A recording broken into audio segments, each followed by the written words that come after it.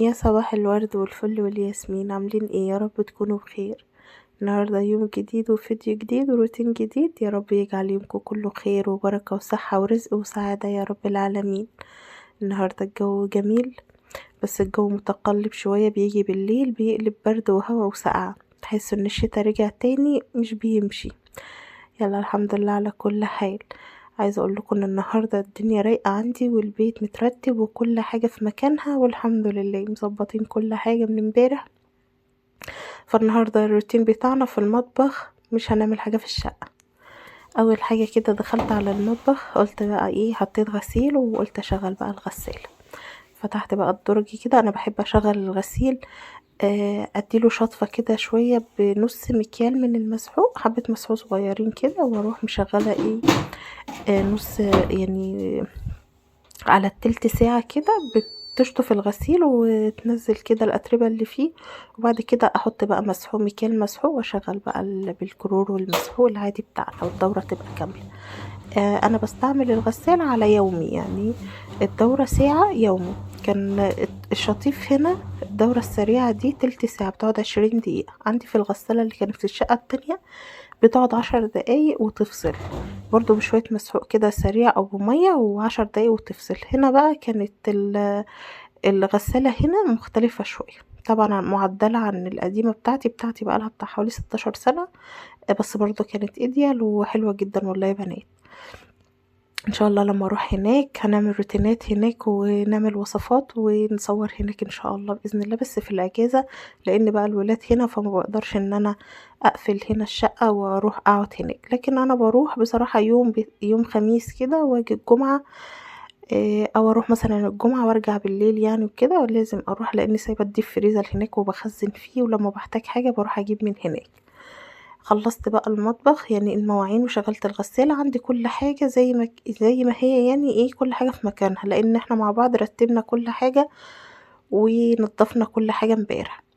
المهم بقى، الولاد بقى لهم يومين يا ماما عايزين كيك عايزين كيك، قلت لهم تمام ماشي، يلا اعمل لكم النهارده بقى كيكه ونقضي اليوم في المطبخ ما بين الحلو وما بين الغدا.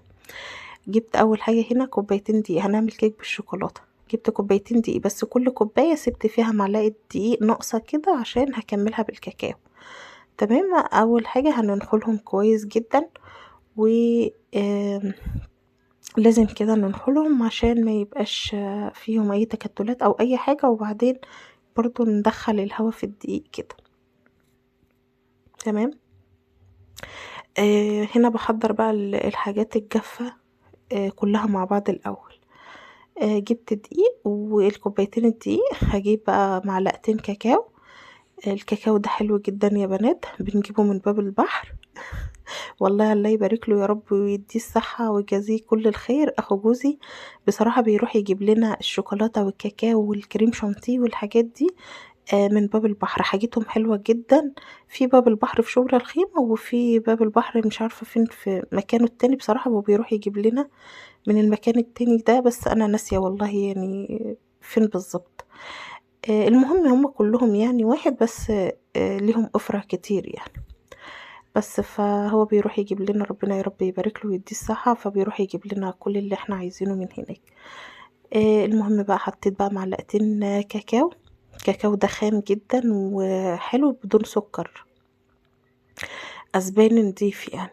حطيت بقى كيس كيك شيف وذرة ملح والمعلقتين الكاكاو وكوبايتين الدقيق وقلبتهم مع بعض. في البولة دي بقى حطيت كوباية الا ربع سكر وثلاث بيضات وكيسين فانيليا وكوباية من الحليب ونص كوباية من الزيت. ممكن تضيفي مع الزيت يعني تحطي ربع كوباية زيت وربع كوباية سمنة او زبدة، يعني على حسب المتاح. يعني ده يمشي وده يمشي، بس انا بحط زيت بس. تمام. هنقلب بقى المكونات دي كلها مع بعض. كان في حد بيسألني، عايزة ارد على كذا سؤال كده جايني بخصوص الشقة الاسكان. آه في الشقق بتبدأ بكام؟ والله يا جماعة كل واحد على حسب ما بيبيع شقته، كل واحد على حسب، لان في ناس بتوضب. توضيب عالي، فطبعا بتطلب مبلغ عالي، وفي ناس بتوضب توضيب بسيط فبتطلب مبلغ يعني بسيط، وفي ناس بتبيع شقتها على كده زي ما هي بتستلم يعني الشقة، فبيبدأ سعرها من 700,000. تمام.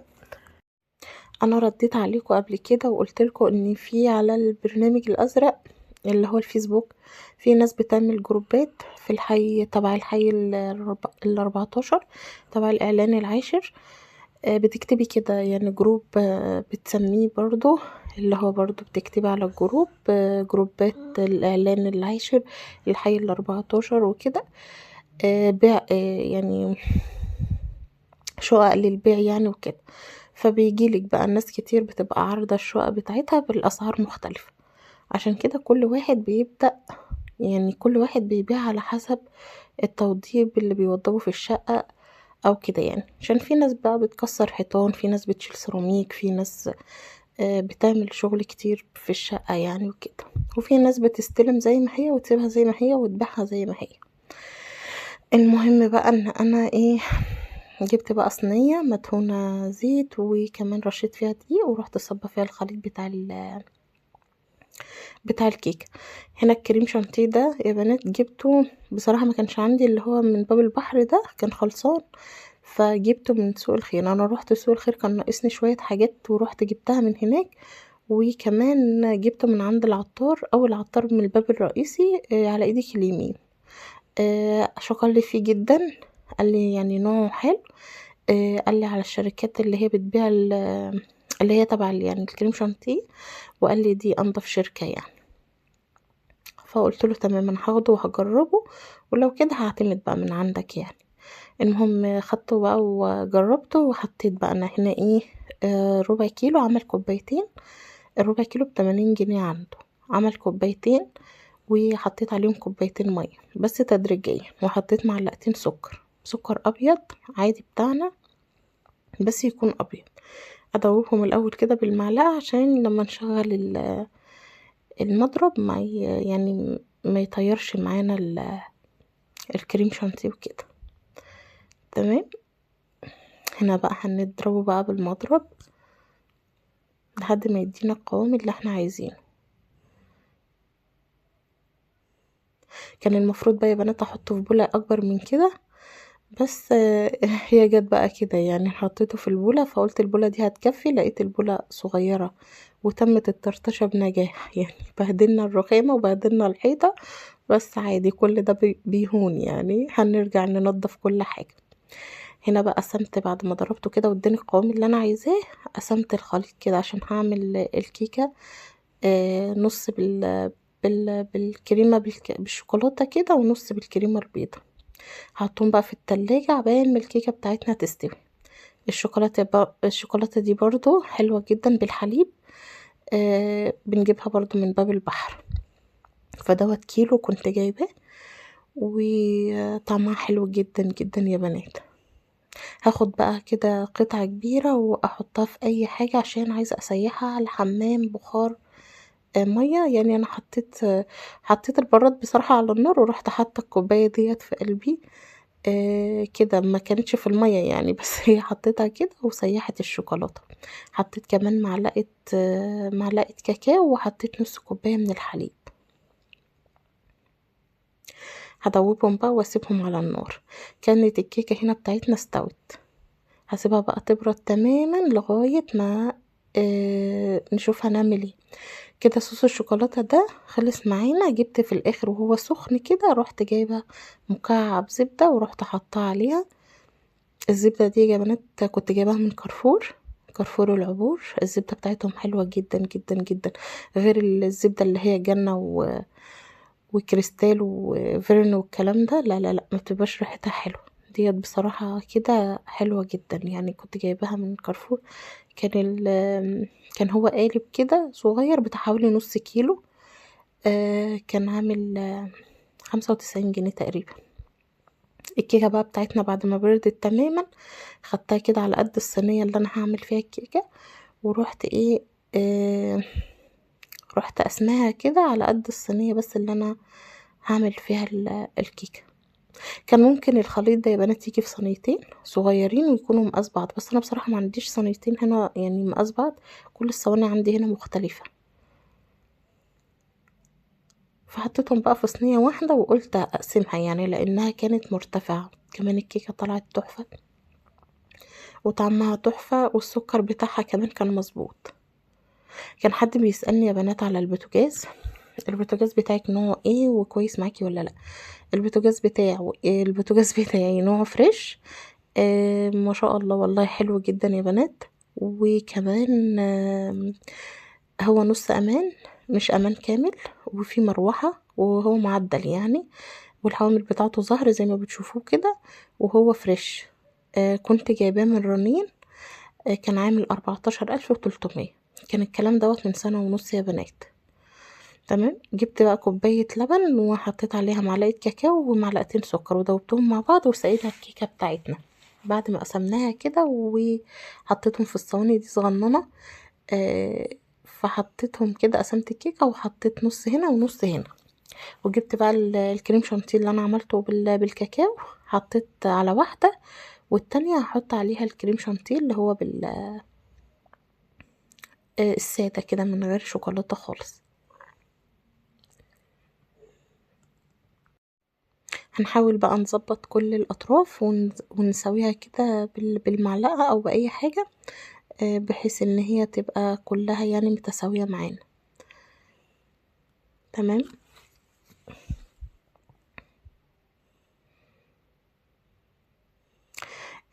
كان حد بيسألني على الغسالة نوعها ايديال. 6 كيلو زي ما كنت قايله لكم قبل كده. ما شاء الله حلوة جدا، ده المعدل بتاع ايديال. كانت عاملة 17,500 لما جبتها.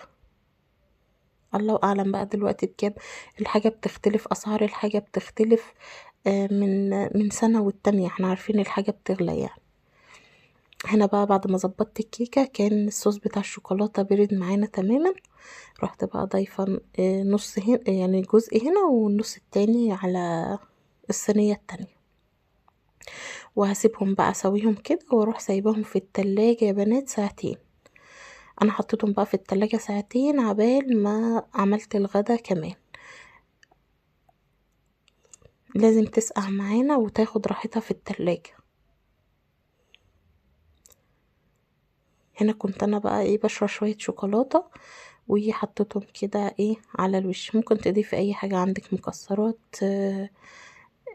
كريمة، اي حاجة من عندك. بصراحة كنت مفكرة الكريمة هتكفي، بقيت الكيك كنت مفكرة ان انا الكريمة هتبقى كتير، فقلت هعملها في كوبايات بس. ما طلعتش يا دوب على قد الصينيتين. وكمان هنا بعد ما سبتهم بقى ساعتين في التلاجة طلعت معايا بالشكل ده. والله يا بنات طلعت تحفة جدا جدا. هنا فتحت بقى الصواني وطلعتهم، كانت اللي هي في الكريمة اللي بالكريمة البيضة دي كانت هتلزق في الصينية، بس الحمد لله ربنا ستر وتمت العملية بنجاح. هنا بقى بعد ما قطعتها وقلت اوريكم المقطع كده، بعد ما قطعتها كده بالشكل ده طلعت تحفة جدا، سهلة وبسيطة ويعني نقدر نعملها في البيت. خلصنا كده الكيكة بقى ندخل على الغدا. هنا بقى جبت صدور الفراخ ورحت مقطعها شرايح زي ما احنا شايفين كده مع بعض. وجبت بقى شوية بطاطس وقطعتهم حلقات كده زي ما احنا شايفين كده، هنقطعهم بالشكل ده. هنعمل النهاردة وصفة حلوة جدا. بس بصراحة ضايقتني في حاجة واحدة بس. ما كانش عندي بابريكا، وبعت جبت بابريكا من السوبر ماركت اللي تحت. نوع البابريكا مش عارفة مش حلو، بس أو طلعت البابريكا المدخنة دي يا بنات. بصراحة ما بحبش احطها على البطاطس، بتغير لون البطاطس يعني. كمان غيرت لون البطاطس بس الطعم حلو يعني، هي طعمها حلو مغيرتش الطعم، بس لون البطاطس نفسها اتغير. لان انا كنت مجرباها قبل كده البابريكا المدخنة دي برضو في البطاطس وطلع لونها متغير، فبصراحة قلت لا ما عدتش يعني ما عادش اجيبها تاني واحطها على البطاطس كده. بس المهم قلبت بقى، حطيت بهارات اللي احنا عايزينها وحطيت شوية زيت وقلبت البطاطس. جبت 3 بصلات بقى حلوين هنا، ورحت بقى معلقة سمنة كده ومعلقة زيت، ورحت نازلة بالبصل عليهم، وكمان معلقة توم مفروم. وقلبتهم كده وشوحتهم مع بعض. لما اتشوحوا بقى نزلت عليهم صدور الفراخ اللي انا مقطعاها شرايح دي على نار عالية، اهم حاجة عشان ما تنزلش سوائل كتير. هضيف بقى البهارات بتاعتنا اللي احنا عايزينها، هوزعها كده في الصينية عشان ما تنزلش سوائل. هضيف بقى ملح، وهضيف فلفل اسود، وهضيف 7 بهارات وبهارات فراخ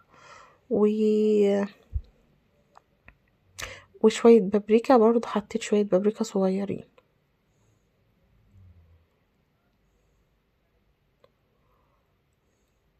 هناك بقى كنت عملت انا، حطيت بقى شوية رز بشعرية كده على النار. قلت قبل ما انا اخلص صينية البطاطس يكون الرز استوى يعني. وحطيت بقى شوية بهارات من بتاعة الفراخ، وقلبتها بقى كده يا بنات. لو اقول لكم على الريحة كانت عاملة ازاي، الريحة تحفة جدا. في الاخر بقى حطيت رشة كزبرة. عايزة اقول لكم ان انا من عشاق الكزبرة، بحب الكزبرة قوي في الاكل. طبعا مش في كل حاجة بحطها، بس في حاجات كده بحب احط فيها الكزبرة، بتبقى ريحتها حلوة.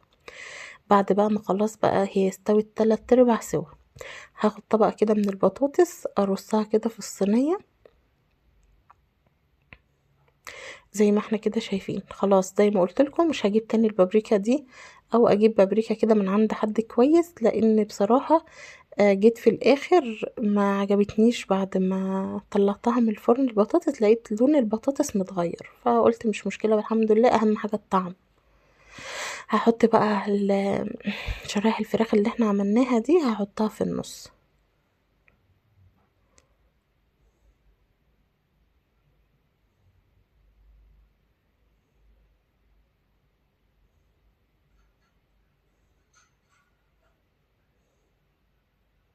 بعد بقى ما فضيت كله كده هحاول بقى اسويها.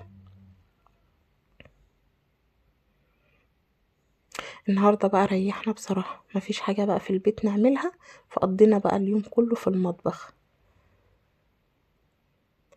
عايزة اقول لكم ان انا ان شاء الله آه يعني من غير شر يا رب، مش هعمل تنظيفات العيد، هعملها بعد العيد بإذن الله.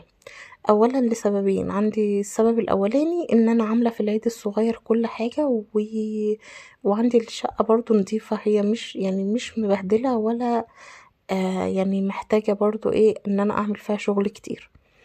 وكمان الشقه عندي لسه جديده، يعني انا ما بقاليش كتير قاعده، فدايما ايدي فيها وكده. هنا عايزه اوريكم قبل ما اكمل لكم. هنا بصوا البطاطس لونها كمان غير، مش اللون الاحمر اللي انا باخده لما بحط مثلا معلقه صلصه او بابريكا تكون حلو. المهم حطيت عليها بقى رشه جبنه موتزاريلا ودخلتها الفرن تاخد وش، وكنت عملت بقى طبق السلطه التحفه ده. جبت الفجل دوت والفلفل ده يا بنات من من اسواق الخير، بيبقى احنا بنحبه جدا الفجل الاحمر ده، بيبقى مسكر وطعمه حلو جدا. فما حبيتش بصراحة اعمل سلطة خضراء، فعملت كده طبق السلطة ده. بعد ما البطاطس طلعت معايا من الفرن، ودوت كان غدانا النهاردة. اللهم ديمها نعمة يا رب واحفظها من الزوال. فان شاء الله هنعمل مع بعض تنظيفات العيد بعد العيد بإذن الله. لان انا مسافرة في العيد وهرجع ان شاء الله، ولما ارجع هنظبط مع بعض كل الامور ونعمل تنظيفات العيد. وده كان يومنا النهارده، يا رب الفيديو يكون عجبكم، واشوفكم في فيديو جديد ويوم جديد وروتين جديد مع شيماء يزيد. والسلام عليكم ورحمة الله وبركاته، ودمتم في امان الله.